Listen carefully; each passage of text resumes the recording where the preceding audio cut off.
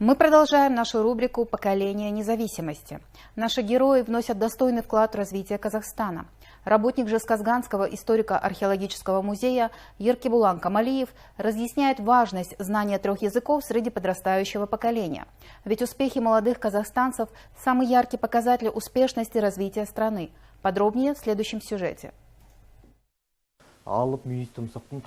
У нас в музее находится оригинал костной части этого носорога. Из Алматы специально прислали 2 сотрудников для изготовления копий этой реликвии. Они пробыли здесь около 10 дней, сделали копию и уехали.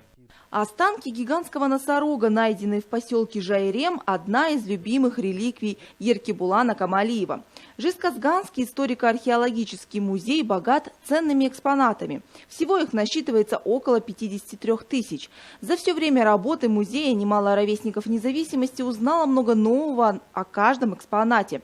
Также стоит отметить, что Еркебулан Камалиев с особым трепетом относится к творчеству и вносит вклад в развитие культуры Жиздинского региона. Он один из создателей книги «Многонациональный Жезказган. 25 историй успеха».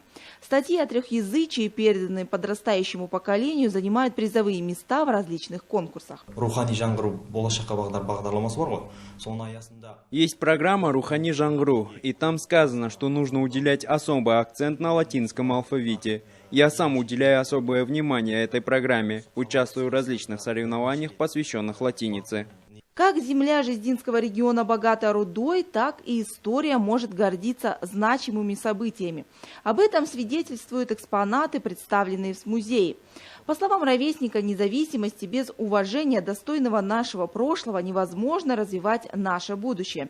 Ведь экономическое и социальное процветание, безопасность Казахстана напрямую зависят от знаний и интеллектуальных ресурсов молодого поколения.